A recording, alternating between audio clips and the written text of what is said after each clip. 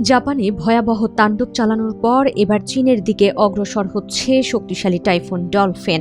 ৯ August স্থানীয় সময় সন্ধ্যায় চীনের পূর্ব উপকূলে আঘাত হানতে পারে এই টাইফুন। এর প্রভাবে ভারী বৃষ্টি, প্রবল বাতাস, বন্যা ও ভূমিধসের আশঙ্কা করা হচ্ছে। ফলে সতর্ক অবস্থানে রয়েছে চীন সরকার। চীনের জাতীয় আবহাওয়া কেন্দ্র জানিয়েছে, চলতি বছরে দেশটিতে আঘাত হানা টাইফুনগুলোর মধ্যে সবচেয়ে শক্তিশালী হতে পারে ডলফিন। উপকূলে আঘাতের সময় ঝড়টির বাতাসের সর্বোচ্চ গতি থাকতে পারে ঘণ্টায় ১৬২ কিলোমিটার। এর প্রভাবে বেইজিং, সাংহাই, উত্তর ফুজিয়ান, উত্তর পূর্ব জিয়াংসি, মধ্য ও দক্ষিণ আনহুই এবং জিয়াংসুর বিস্তীর্ণ এলাকায় ভারী বৃষ্টি হতে পারে। এর মধ্যে বেইজিংয়ের মধ্য ও পূর্বাঞ্চলের কোথাও কোথাও ২৫০ থেকে ৫০০ মিলিমিটার পর্যন্ত বৃষ্টি হতে পারে বলে আশঙ্কা করা হচ্ছে।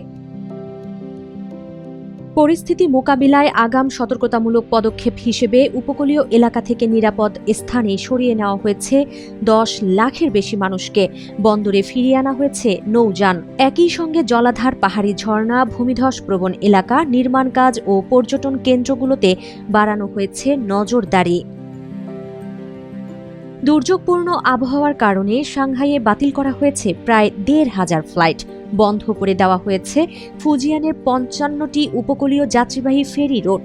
স্থগিত করা হয়েছে ১১৫টি অফশোর নির্মাণ প্রকল্প। নিরাপদ স্থানে সরিয়ে নেওয়া হয়েছে ২৯০টি নির্মাণ নৌযান।